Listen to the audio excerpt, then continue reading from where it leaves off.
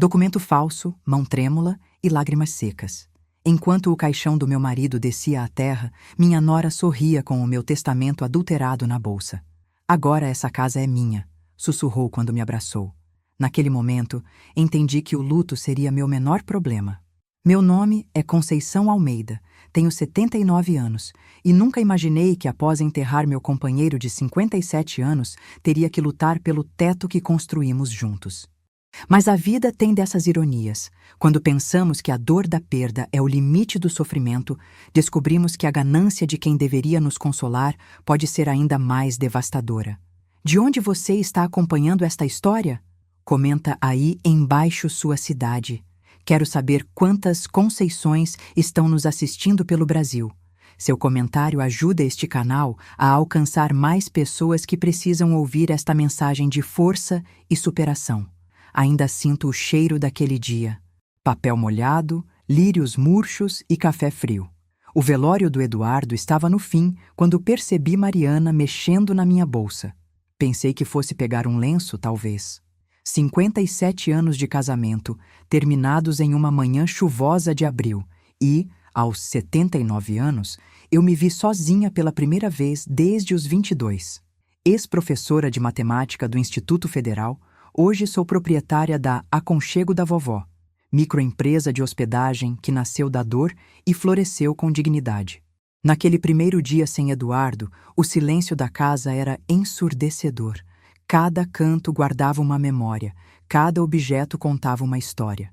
O relógio de parede que compramos em nossa viagem a Gramado no nosso 30º aniversário ainda marcava o tempo, indiferente ao fato de que, para mim, o tempo havia congelado.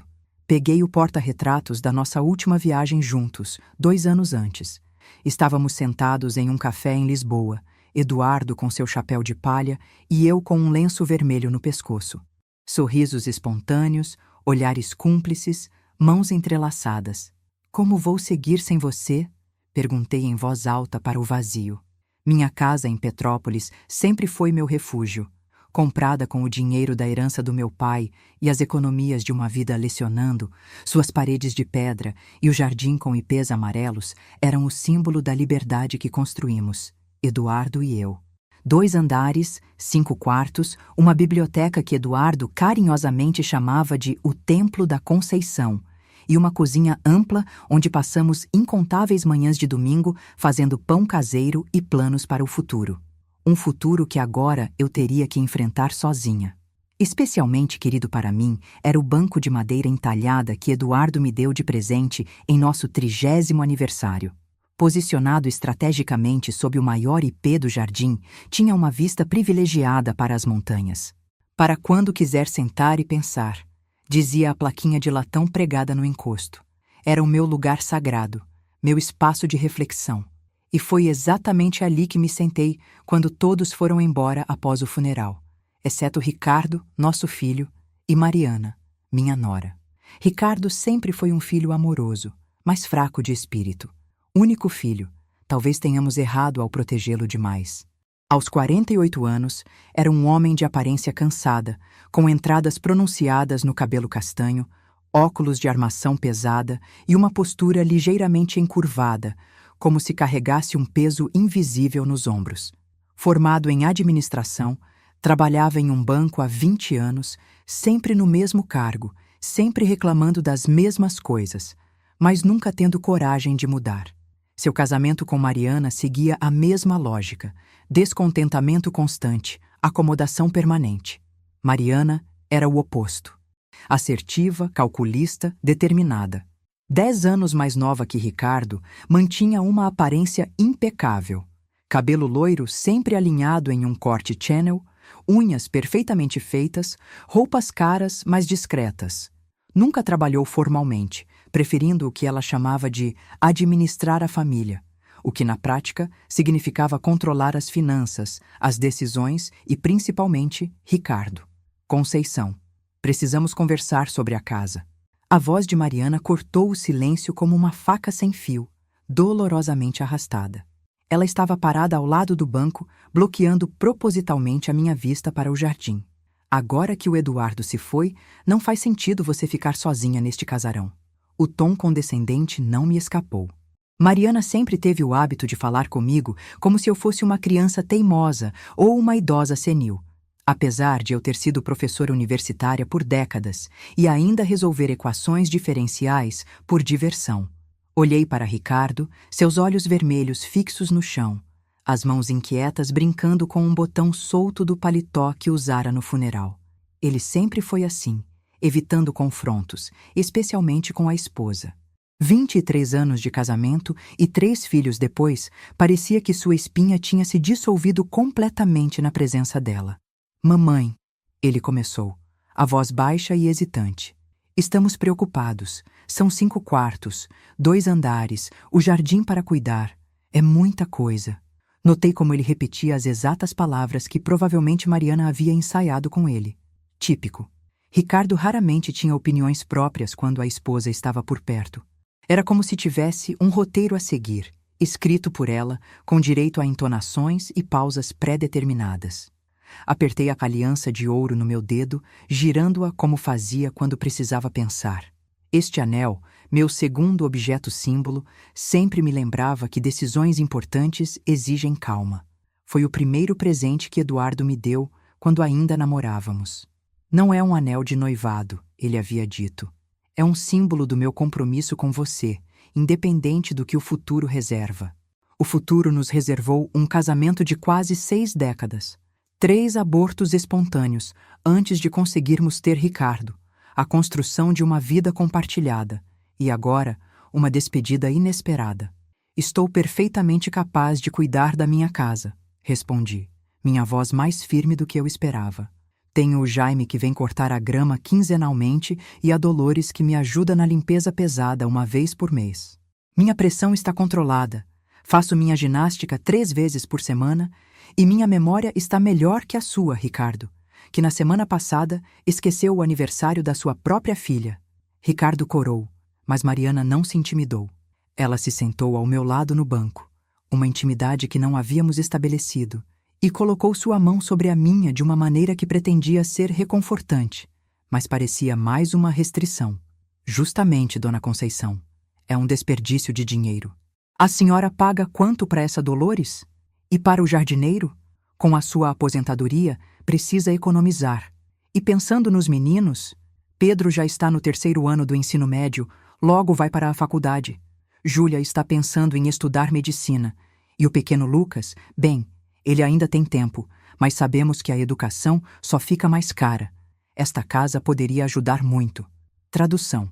Esta casa vale dinheiro. E eles queriam esse dinheiro. Senti um aperto no coração, não pela sugestão em si, que já esperava, mas pela rapidez com que veio.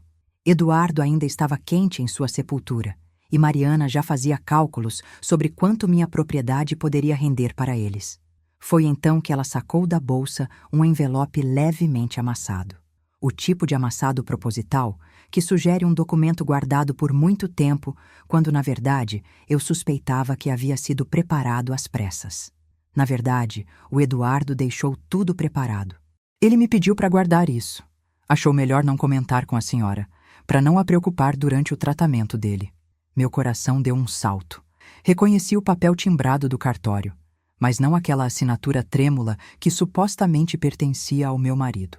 Eduardo tinha uma caligrafia distinta, firme, com pontas angulares nas letras E e D, resultado de anos ensinando engenharia. Aquela assinatura no documento não tinha nenhuma dessas características.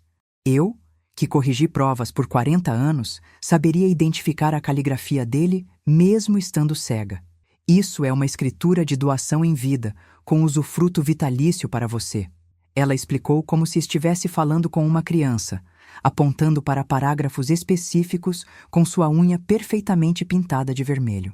Significa que a casa já é nossa, mas você pode morar aqui até, bem, você sabe, até eu morrer. Era isso que ela não conseguia dizer. A morte de Eduardo havia sido difícil. Um câncer de pâncreas diagnosticado em estágio avançado, 6 meses de deterioração progressiva, dor crescente, despedidas diárias. Eu sabia que a morte fazia parte da vida, mas não estava preparada para ser tratada como a próxima da fila. especialmente por alguém que deveria ser família. Meus dedos tremeram ao segurar o documento, mas não pelo motivo que Mariana provavelmente imaginou. Não era medo ou tristeza, era indignação. As datas não batiam. Eduardo supostamente havia assinado isso 3 meses atrás, quando já estava no hospital, mal conseguindo segurar uma colher. Naquela época, ele passava a maior parte do tempo sedado para controlar a dor. A ideia de que ele teria ido ao cartório ou assinado algo assim era absurda. Além disso, a testemunha listada no documento era um tal Jorge Mendonça, nome que nunca tínhamos ouvido falar. Nossas testemunhas em documentos sempre foram amigos próximos. Carlos, nosso vizinho de 2 décadas, ou Helena, minha amiga dos tempos de faculdade. Mariana, isso não é possível. O Eduardo e eu fizemos nosso testamento juntos há 5 anos. A casa fica para Ricardo, sim, mas apenas após minha morte e com a condição de que nunca seja vendida. Essa era a nossa vontade conjunta, documentada e registrada. Ah, aquele testamento antigo. Ela balançou a mão no ar, como quem espanta uma mosca inconveniente. Eduardo mudou de ideia. Ele queria garantir o futuro dos netos. Você sabe como ele adorava as crianças, como ficava preocupado com os custos da educação. Foi um último ato de amor, Conceição. Usar os netos como escudo moral e invocar o último ato de amor de Eduardo foi baixo, mesmo para Mariana. Senti náusea, mas respirei fundo. Meus anos de sala de aula me ensinaram a não reagir impulsivamente, especialmente quando alunos tentavam me manipular. E Mariana, naquele momento, não passava de uma aluna tentando trapacear na prova. Foi nesse momento que tive minha primeira microdecisão: não confrontá-la imediatamente. Algo na matemática daquela situação não fechava, e eu precisava de tempo para calcular minhas variáveis. Eduardo sempre dizia que eu tinha mente de estrategista, e agora eu precisava honrar esse elogio. Em vez de acusar, respirei fundo e disse que estava cansada, que precisávamos conversar no dia seguinte. Claro, dona Conceição. Mariana concordou com um sorriso que não alcançava seus olhos. Descanse. Amanhã conversamos melhor. Estamos aqui para ajudar no que for preciso. Eles se foram, e eu fiquei sozinha com meus pensamentos e a certeza crescente de que estava diante de uma tentativa de golpe. Não apenas um golpe financeiro, mas um ataque à minha autonomia, à minha dignidade e à memória de Eduardo. Naquela noite, sozinha na cama que agora parecia grande demais, não consegui dormir. A chuva batia nas telhas com uma persistência quase acusatória, como se o próprio céu estivesse indignado com o que acabara de presenciar. Levantei-me às 3 da manhã, acendi o abajur e tirei do fundo da gaveta da cômoda nossa pasta de documentos importantes. A pasta azul que Eduardo organizava meticulosamente, com divisórias por assunto e etiquetas escritas à mão. Lá estava o verdadeiro testamento, com reconhecimento de firma e registrado em cartório. Comparei as assinaturas. A falsificação era grosseira para olhos treinados. Eduardo nunca terminaria seu O com um traço ascendente. Nunca ligaria o D ao U daquela maneira. No entanto, para um juiz desatento, talvez fosse suficiente para criar uma disputa legal, demorada e desgastante. E aos 79 anos, tempo era um luxo que eu não tinha em abundância. Passei o resto da madrugada lendo e relendo os documentos, fazendo anotações, consultando o Código Civil online, agradecendo mentalmente Eduardo por ter insistido que eu aprendesse a usar a internet. É como dirigir, Conceição, ele dizia. Na nossa idade, não podemos nos dar ao luxo de depender dos outros para nos levar a lugares. Quando o sol nasceu, eu já tinha um plano inicial. Não seria um confronto direto, que poderia alienar Ricardo ainda mais e gerar uma batalha legal desgastante. Seria uma abordagem indireta, baseada em fatos, números e, principalmente, na afirmação da minha autonomia. Na manhã seguinte, liguei para Helena Vasconcelos, minha amiga de faculdade e advogada aposentada. Nos conhecíamos há mais de 50 anos, desde os tempos da graduação na UFRJ. Ela seguiu para o direito enquanto eu optei pela matemática, mas mantivemos uma amizade sólida através das décadas. Helena era viúva há 12 anos e tinha aprendido a reinventar sua vida. Algo que eu agora precisava fazer. Helena, é Conceição. Precisamos conversar. É urgente. Conceição? Como você está? Pensei em ligar ontem, mas achei que precisava de espaço. O funeral foi difícil. Foi. Mas tenho outro problema agora. Podemos nos encontrar? Prefiro não falar por telefone. O tom da minha voz deve ter comunicado a gravidade da situação, porque Helena, que normalmente era cheia de perguntas, simplesmente respondeu: Café da Sofia em 1 hora? Marcamos um café no centro da cidade, longe dos olhares e ouvidos de Ricardo e Mariana. O Café da Sofia era nosso ponto de encontro há anos. Um lugar aconchegante com mesinhas de ferro na calçada, sob um toldo listrado de vermelho e branco.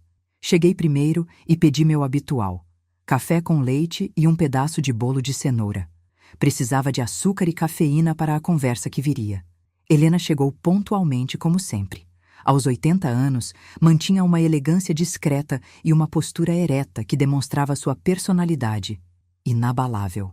Vestia um conjunto de calça e blazer azul marinho, cabelos grisalhos perfeitamente penteados em um coque baixo e os mesmos brincos de pérola que usava desde que a conheci.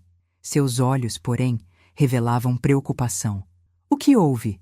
Ela perguntou, sentando-se à minha frente. Sem preâmbulos, coloquei os 2 documentos sobre a mesa: o testamento original e a suposta escritura de doação. Expliquei o que havia acontecido no dia anterior, a conversa com Mariana, as inconsistências que havia notado.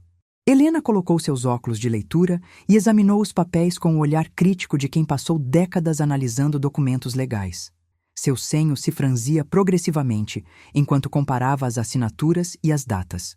Isso é claramente uma falsificação, Conceição, Helena afirmou após alguns minutos de análise silenciosa. As assinaturas nem sequer são parecidas, e esta data...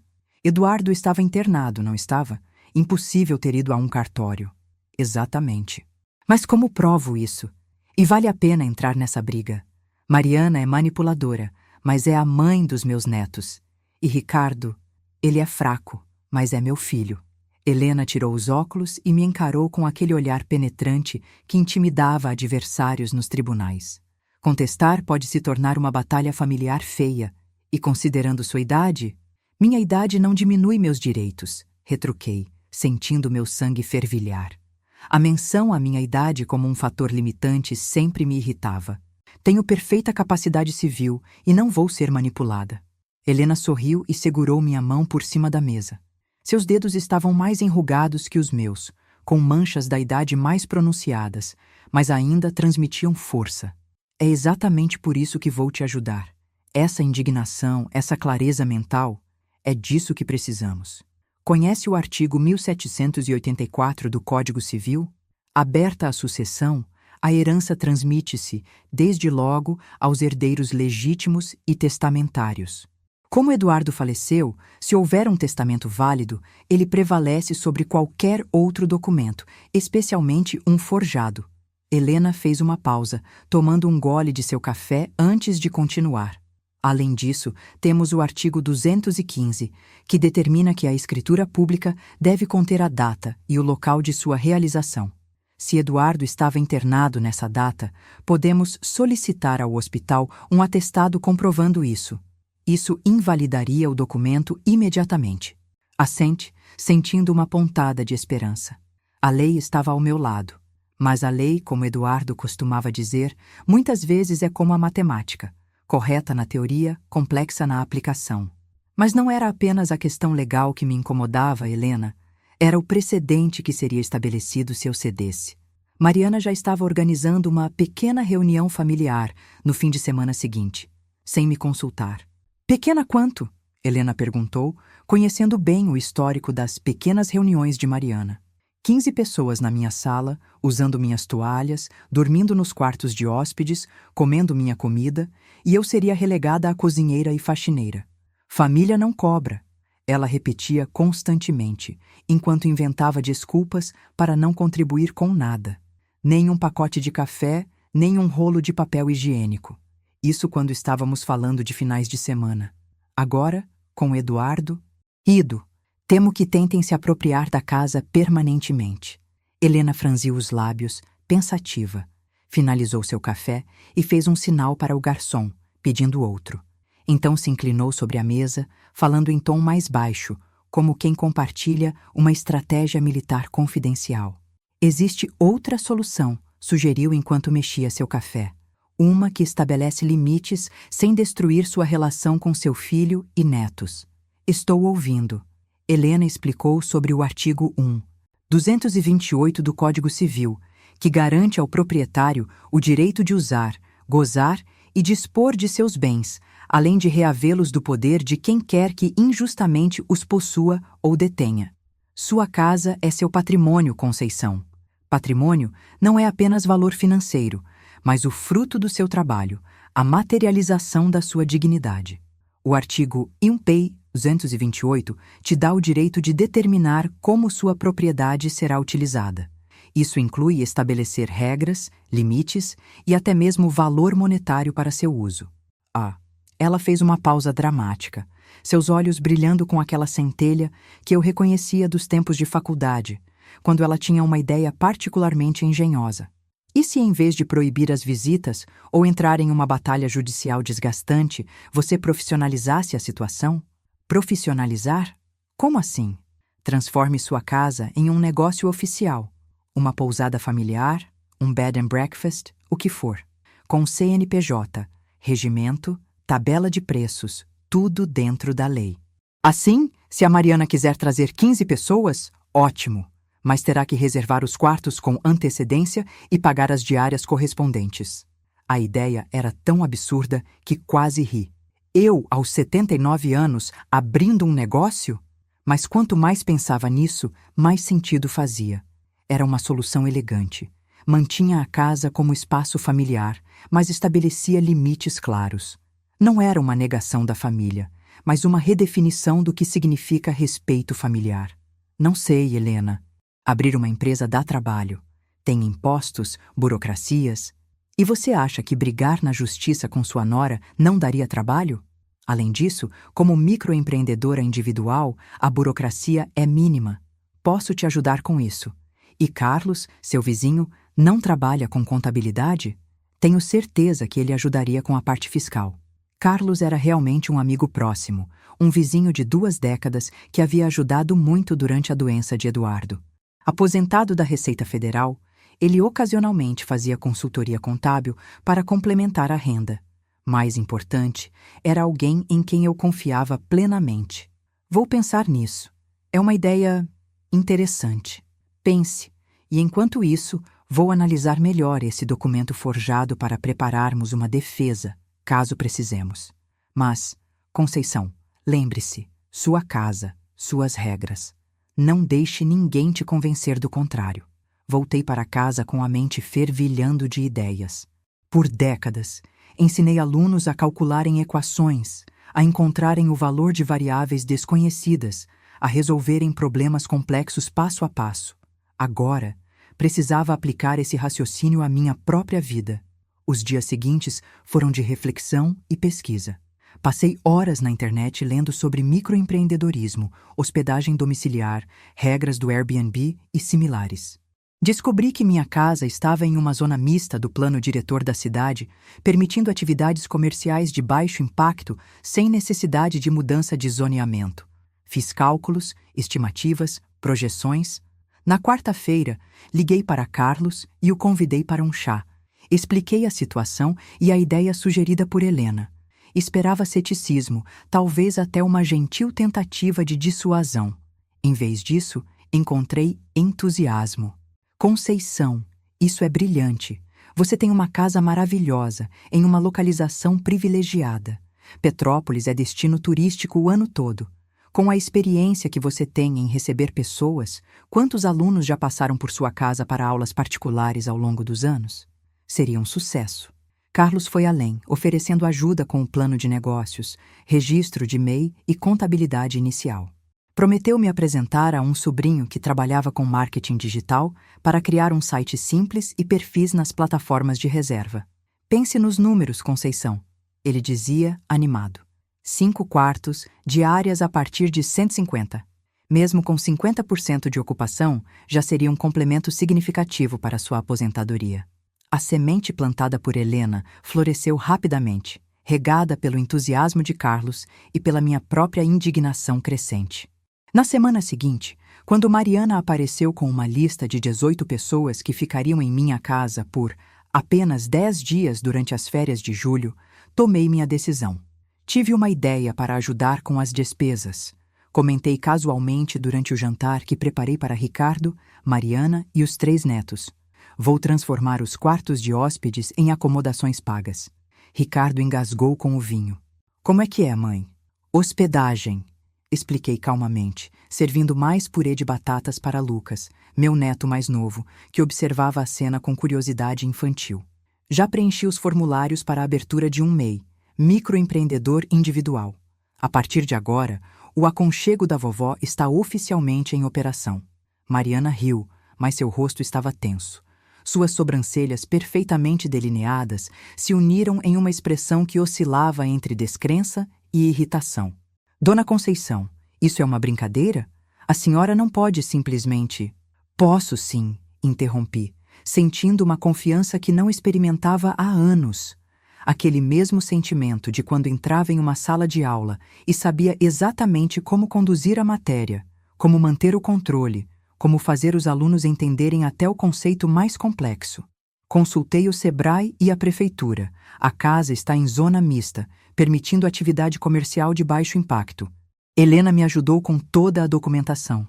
Abri meu tablet, outro presente de Eduardo, que insistia que eu me mantivesse atualizada tecnologicamente, e mostrei a planilha que havia criado.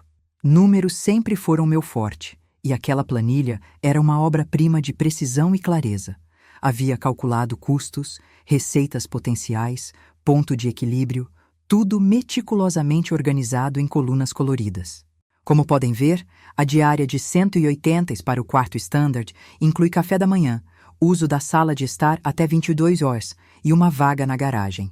O quarto master com vista para o jardim é 230.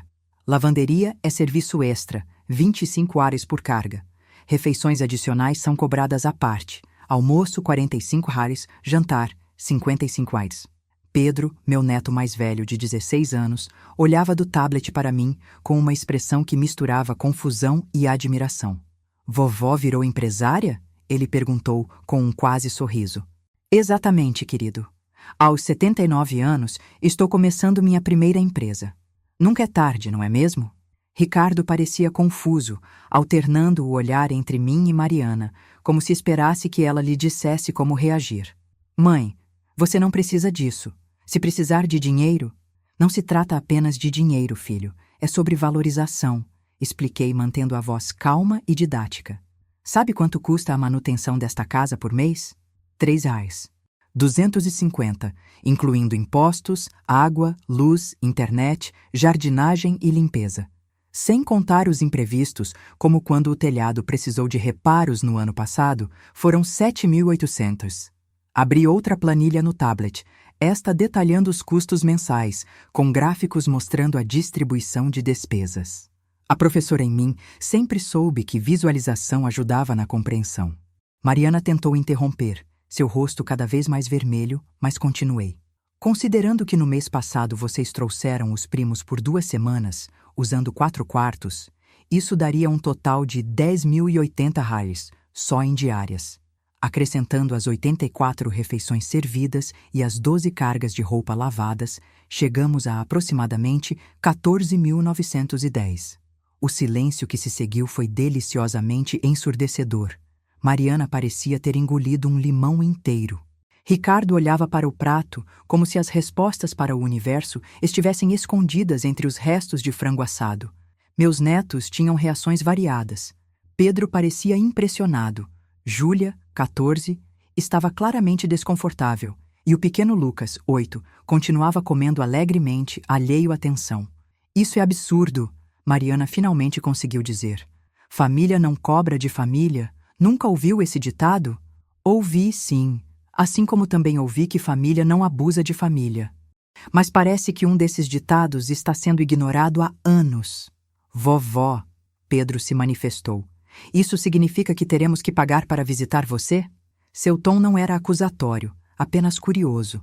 De todos os meus netos, Pedro era o que mais se parecia com Eduardo, não fisicamente, mas no temperamento inquisitivo, na capacidade de ver além das aparências. Claro que não, querido. Vocês três sempre serão bem-vindos, sem custo algum. Estou falando de grupos grandes, estadias prolongadas, uso excessivo dos recursos da casa. É uma questão de respeito mútuo. Respeito? Mariana praticamente cuspiu a palavra. Respeito seria aceitar que a família quer ajudar, quer estar presente na sua vida, especialmente agora que está viúva.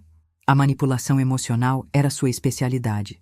Mas eu tinha décadas de experiência lidando com tentativas de manipulação, de alunos querendo notas sem esforço, de colegas buscando vantagens indevidas, de burocratas tentando impor regras sem sentido. Não seria Mariana quem me faria recuar. Ajudar é uma coisa, Mariana. Ocupar é outra. E quanto a estar presente na minha vida, vocês moram a 20 minutos daqui, e nos últimos 5 anos só apareceram quando precisaram de algo. Seja um lugar para hospedar amigos, seja para deixar as crianças quando vocês viajam. Isso não é estar presente, é usar. Ricardo finalmente encontrou sua voz, mesmo que trêmula. Mãe, não é bem assim. Nós nos preocupamos com você. Só achamos que uma casa deste tamanho é muito para você cuidar sozinha. E a solução é ocupá-la ainda mais com mais pessoas para eu servir? Interessante lógica, filho. A tensão era palpável. Foi Pedro quem quebrou o silêncio novamente, com a sabedoria surpreendente que adolescentes às vezes demonstram. Eu acho justo. A vovó trabalhou a vida toda, a casa é dela, ela faz o que quiser. Se outras pessoas vão usar muito a casa, faz sentido contribuir. É tipo... respeito, sabe? Mariana lançou ao filho um olhar que poderia congelar o inferno. Não se meta em assuntos de adultos, Pedro. Ele não está se metendo, está opinando sobre algo que o afeta. E concordo com ele. É uma questão de respeito. Coloquei minha mão sobre a de Pedro, sentindo um inesperado aliado. Agora, quem quer sobremesa? Fiz aquele pudim de leite que vocês adoram. A tática de mudar de assunto funcionou momentaneamente, mas o clima permaneceu tenso durante o resto da noite. Ricardo e Mariana saíram cedo, inventando uma desculpa sobre precisarem preparar algo para o dia seguinte. Os meninos, porém, pediram para ficar, algo que não acontecia há meses. Depois que Mariana e Ricardo foram embora, Pedro me ajudou com a louça enquanto Júlia e Lucas assistiam a um filme na sala. Vovó, essa história de pousada é sério mesmo? Pedro perguntou, enxugando um prato. É sim, meu bem. Por quê? Acha uma ideia ruim? Ele pensou por um momento, passando o pano sobre um copo como se estivesse polindo uma ideia em sua mente. Não, acho massa. Tipo, corajoso. Minha avó, uma empresária. Ele sorriu, revelando o aparelho dentário que tanto o incomodava. Só estou preocupado com a minha mãe. Ela não vai aceitar isso fácil. Eu sei, mas às vezes precisamos estabelecer limites, mesmo com quem amamos. Especialmente com quem amamos. Pedro assentiu, com aquela expressão séria típica de adolescentes tentando parecer mais maduros do que são. Só quero que saiba que, mesmo que eu tenha que pagar, vou continuar vindo te visitar. Aquelas palavras simples trouxeram lágrimas aos meus olhos. Abracei meu neto, sentindo que pelo menos uma pessoa naquela família entendia o que eu estava tentando fazer. Na semana seguinte, instalei uma placa discreta mais elegante no portão. Aconchego da vovó, hospedagem familiar. Carlos e seu sobrinho Rodrigo me ajudaram a criar um site simples, com fotos dos quartos, tabela de preços e um sistema de reservas online. Registrei-me nas principais plataformas de hospedagem, destacando a experiência aconchegante e familiar, o café da manhã caseiro e a localização privilegiada. Mandei imprimir um regimento interno emoldurado para cada quarto. Regras da casa. Check-in, 14 horas às 20 horas. Check-out, até 11 horas. Silêncio a partir das 22 horas. Áreas comuns. Sala de estar e varanda. Cozinha de uso exclusivo da proprietária. Danos ao patrimônio serão cobrados. Reservas devem ser feitas com 7 dias de antecedência. Pagamento antecipado ou na chegada. Dinheiro, Pix ou cartão. Cancelamentos com menos de 48 horas. Não há devolução. Carlos, sempre prático, ajudou a instalar fechaduras. eletrônicas nos quartos, garantindo a privacidade e segurança dos hóspedes. E a sua também, ele comentou, para que ninguém entre nos quartos quando não deveria. Conceição, você é genial, ele disse enquanto fotografava os quartos para o site. Isso vai te proteger e ainda pode se tornar um negócio lucrativo. O processo de transformação foi terapêutico. Em vez de me afogar no luto, encontrei propósito em cada detalhe do novo negócio. Comprei conjuntos novos de toalhas e lençóis, etiquetados e separados por quarto. Organizei um estoque de produtos de limpeza e itens de café da manhã. Criei fichas de registro, termos de responsabilidade, um livro de sugestões. Investi 4.850 em melhorias, incluindo as fechaduras eletrônicas e um software de gestão hoteleira simples. Meu terceiro objeto símbolo nasceu ali. Um livro de registros encadernado em couro verde, onde passei a anotar cada reserva, pagamento e observação. A notícia se espalhou rapidamente. Recebi mensagens de antigos colegas professores, de ex-alunos, de conhecidos da cidade, variando de apoio entusiástico à preocupação velada. Tem certeza, Conceição? Na sua idade? Alguns perguntavam. Mas a cada dúvida, minha determinação crescia. A matemática da situação era clara. Valor atribuído, nós respeito demonstrado. E eu estava cansada de ser tratada como variável descartável na equação familiar. O momento da verdade chegou quando Ricardo, Mariana e os 3 filhos apareceram numa sexta-feira, com 4 malas e sem aviso prévio, como era costume. Viemos passar o fim de semana, anunciou Mariana, já entrando como se a casa fosse sua. Trouxe aquela lasanha que o Ricardo adora. Ela estava usando o tom falsamente doce que adotava quando queria algo, contrastando dramaticamente com o tom acusatório da nossa última conversa. Típico dela, alternar entre extremos dependendo de seus objetivos imediatos. Respirei fundo e sorri, ajustando mentalmente minha postura. Não era mais apenas Conceição, a sogra, a mãe, a avó. Era Conceição Almeida, proprietária do Aconchego da Vovó, estabelecendo seus termos. Que ótimo! Deixe-me mostrar os quartos disponíveis e explicar as regras da hospedagem. Peguei a pasta de check-in que havia preparado, contendo o regimento, mapa da casa, código Wi-Fi e recibo. Hospedagem? Mãe, somos família, protestou Ricardo, parecendo genuinamente confuso. Sim, e família respeita, respondi calmamente. Como família, vocês têm 15% de desconto nas diárias. Ficarão no quarto master e no quarto twin do segundo andar? São R$ 195,50 e R$ 153 por noite, respectivamente. O rosto de Mariana ficou vermelho, um tom quase púrpura que se espalhou do pescoço às têmporas. Seus olhos se estreitaram e suas mãos se fecharam em punhos. Isso é ridículo! Não vamos pagar para ficar na casa da família. Então, infelizmente, estamos com um impasse. Tenho outros hóspedes chegando amanhã. Então, realmente precisaria saber se vocês vão ficar ou não. Era mentira, é claro, mas funcionou. Eles se foram em 20 minutos, com Ricardo me lançando olhares magoados e Mariana prometendo que eu me arrependeria. As crianças, especialmente os mais novos, pareciam confusas e desapontadas. Pedro, no entanto, me deu um abraço rápido e um aceno discreto de apoio antes de sair. Quando o carro dele sumiu na esquina, senti uma mistura de alívio e tristeza. Voltei para a varanda e sentei no banco que Eduardo tinha feito, observando o sol se pôr atrás das montanhas. Estou fazendo a coisa certa? Perguntei ao vento. O silêncio foi minha única resposta, mas no fundo sabia que sim. Não se tratava de excluir a família, mas de redefinir os termos da relação.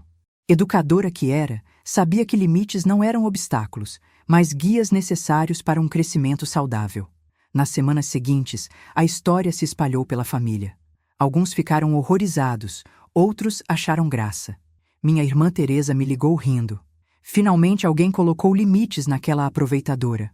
Teresa sempre foi direta, sem filtros. 5 anos mais nova que eu, viúva há mais tempo, tinha a independência que eu agora buscava.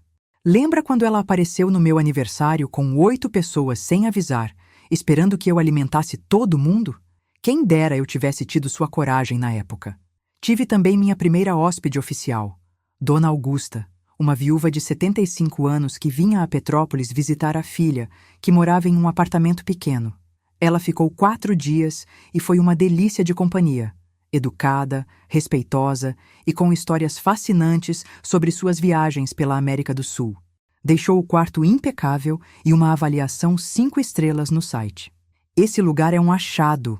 Dona Conceição é uma anfitriã atenciosa, o café da manhã é divino e a localização é perfeita. Recomendo especialmente para senhoras que viajam sozinhas. Aquela primeira avaliação positiva me deu a validação externa que eu não sabia que precisava. Não era apenas uma ideia maluca de uma viúva em crise. Era um serviço legítimo, valorizado. Para minha surpresa, uma semana depois recebi um e-mail formal de Ricardo, solicitando reserva para ele e os filhos, sem Mariana, para o próximo final de semana. A mensagem era curta e profissional, como se estivesse reservando em qualquer outro estabelecimento. Ele havia anexado comprovante de transferência bancária para o sinal de 50%.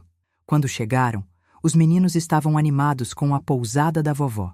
Lucas, o menor, achou o máximo ter uma chave própria do quarto. Júlia, sempre prática, elogiou a organização e as melhorias.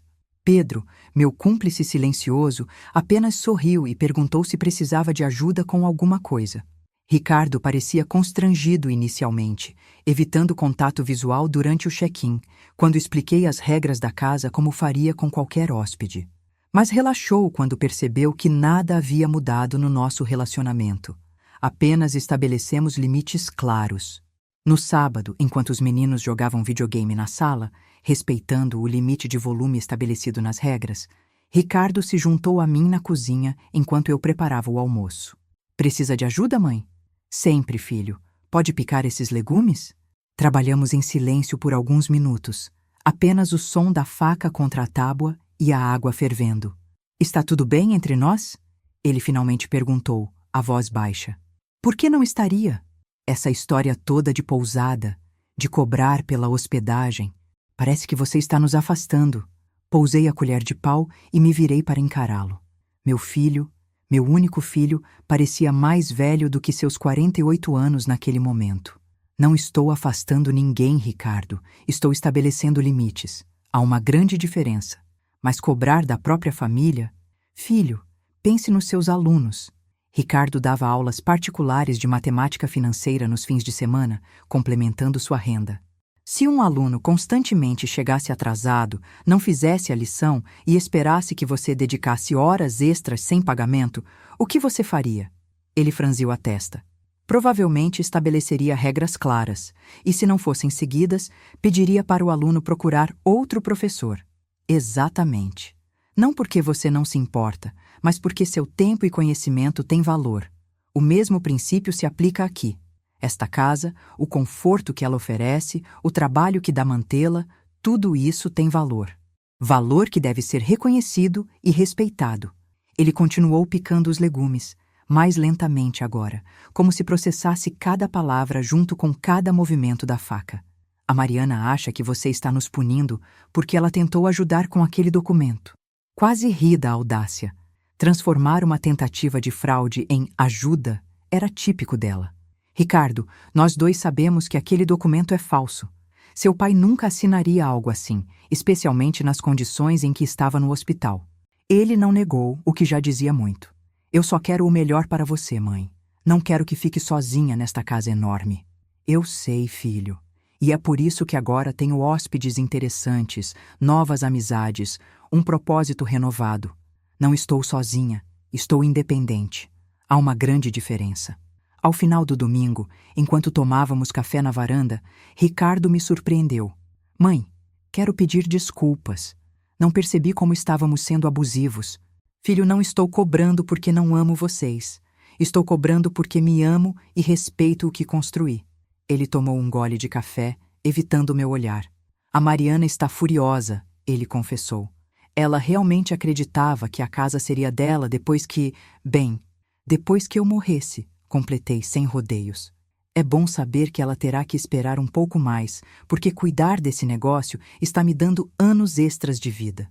Rimos juntos. E algo naquela risada me fez pensar que talvez, Apenas talvez, meu filho estivesse finalmente encontrando sua própria voz, separada do roteiro imposto por Mariana. O que começou como uma estratégia defensiva se transformou em um negócio real. Em 6 meses, minha pequena pousada ganhou reputação por seu café da manhã caseiro, ambiente acolhedor e as histórias da professora anfitriã, apelido que ganhei nas plataformas de reserva. A ocupação cresceu gradativamente. Primeiro, eram apenas 1 ou 2 quartos ocupados nos finais de semana. Depois, comecei a receber hóspedes durante a semana, principalmente executivos que preferiam o ambiente caseiro a hotéis padronizados. Recebi hóspedes do Brasil inteiro e até alguns estrangeiros, um casal de portugueses, uma família de argentinos, 3 amigas francesas. O lucro líquido mensal variava entre 3.800 e 5.200 HRs, dependendo da temporada. Descontando os custos e impostos, optei pelo Simples Nacional, seguindo o conselho de Carlos, ainda sobrava um valor significativo que me permitiu não apenas manter a casa, mas fazer melhorias e guardar uma reserva de emergência. Investi em colchões novos, televisores LED para os quartos e um sistema de aquecimento solar que reduziu significativamente a conta de luz. Mas o maior ganho foi inesperado: uma rede de novos amigos. Anita e Jorge, um casal de São Paulo que se hospedou para um festival de música, voltou 3 vezes e trouxe amigos. Dona Clélia, de 83 anos, veio para um tratamento médico e acabou estendendo sua estadia por 1 mês. Trocávamos receitas e histórias todas as tardes. Professor Matias, um historiador que pesquisava a arquitetura imperial de Petrópolis, tornou-se presença regular, sempre trazendo livros interessantes e debates estimulantes. Você criou mais que uma pousada, Conceição, disse Helena durante um dos nossos cafés semanais. Criou uma comunidade. O efeito sobre a família foi como um dominó. Primeiro Ricardo, depois meu sobrinho Paulo, que pediu reserva para passar o Réveillon com a namorada. Até meu irmão caçula, Arnaldo, que costumava aparecer sem avisar e ficar semanas, agora mandava mensagem perguntando sobre disponibilidade e tarifas. Tia, sua pousada é a sensação da família, comentou minha sobrinha Luísa durante uma visita. Todo mundo comenta, alguns criticam, mas todos respeitam. Mariana resistiu por 8 meses, mas quando os parentes dela vieram visitar de Santa Catarina, não teve escolha senão fazer uma reserva formal. Seu e-mail era tão formal quanto um contrato internacional, sem uma palavra pessoal. Prezada Senhora Conceição Almeida, solicito reserva de 2 quartos duplos para o período de 1503 a 1803, para 4 adultos. Necessitamos de estacionamento para um veículo. Atenciosamente, Mariana Silva Almeida. Respondi com a mesma formalidade, enviando a confirmação, as regras da casa e a fatura para pagamento antecipado. Política padrão para todos os hóspedes. Quando eles chegaram, Mariana mal me olhava nos olhos. Fez o check-in rapidamente, assinando os documentos com movimentos bruscos. Seus parentes, no entanto, foram adoráveis. Elogiaram a decoração, respeitaram as regras e até trouxeram um vinho como presente.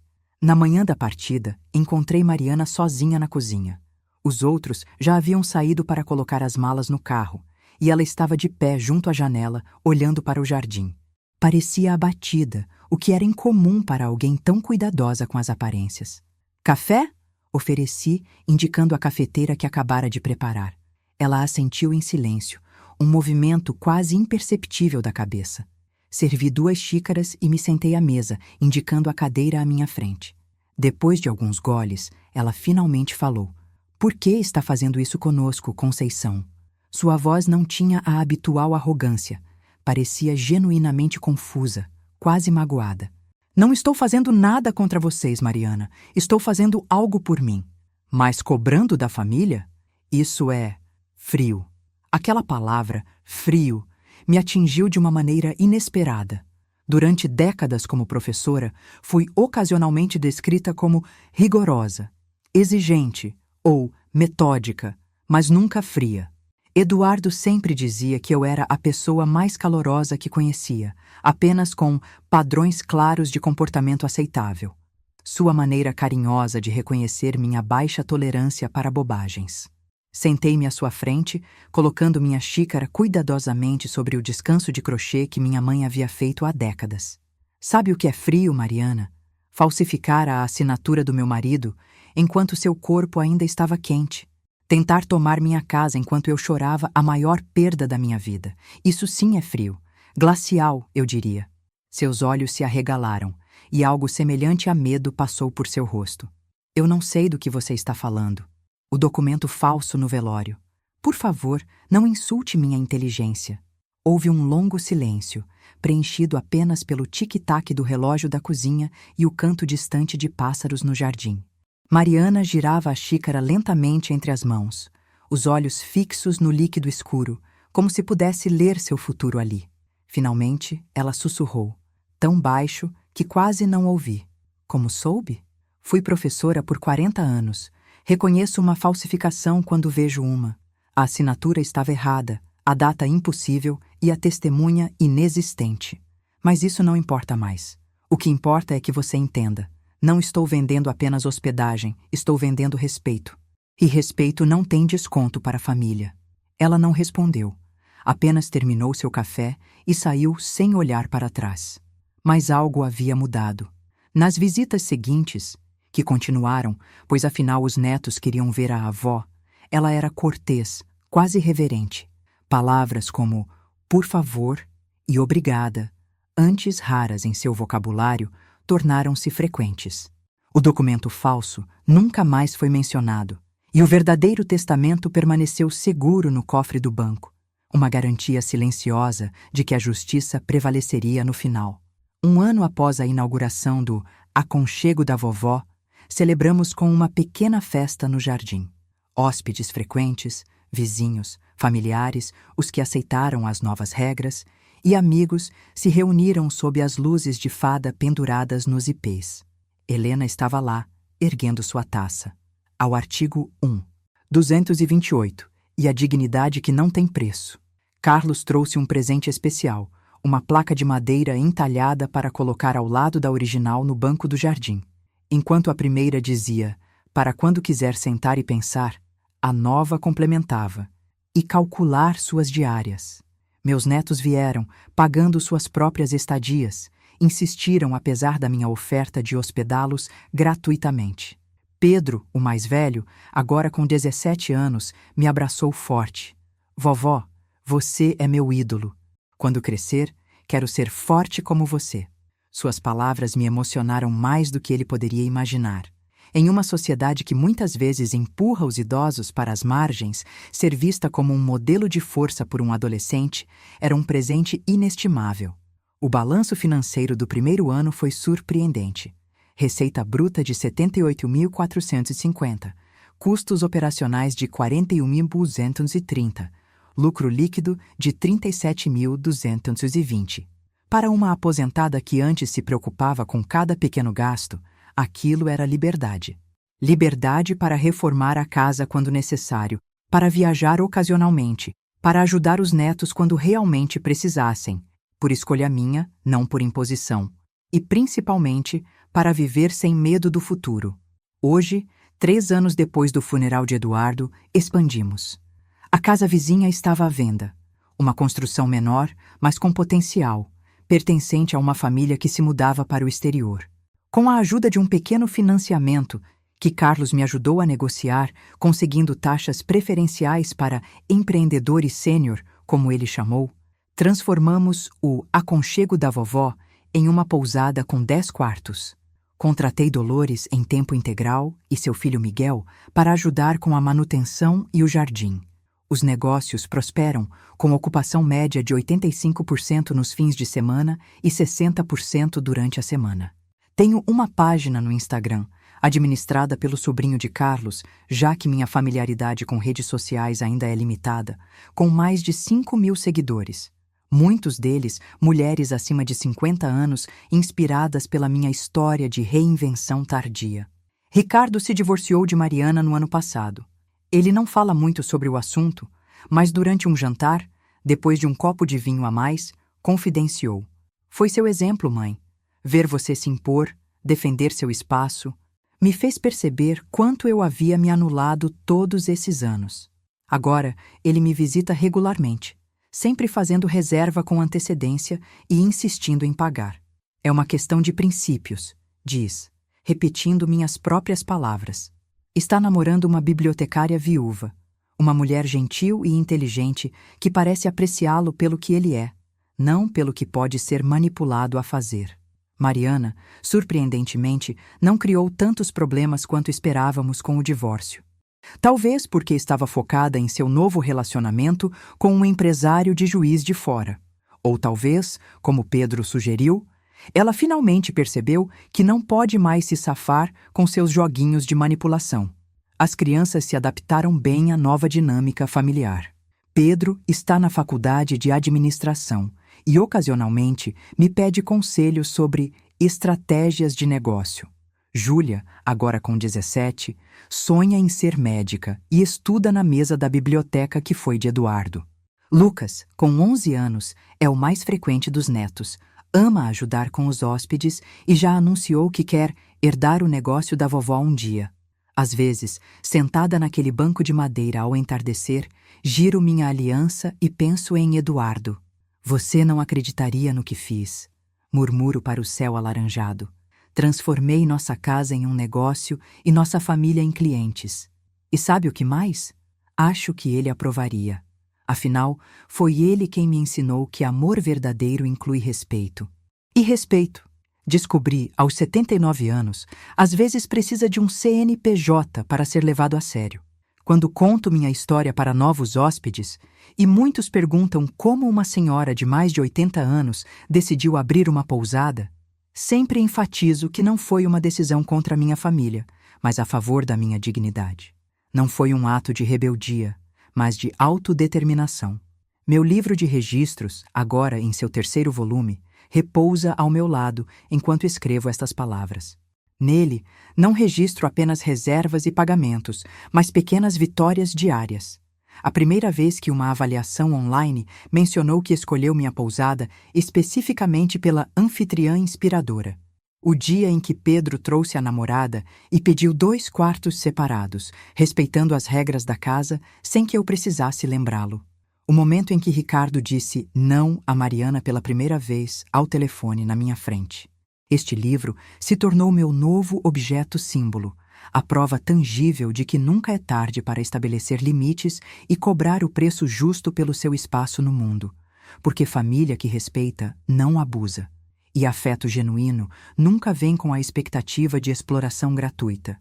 Se você está lendo isto e se identificou com minha história, saiba, seu tempo, seu espaço e sua paz têm valor. E você tem todo o direito de emitir a fatura.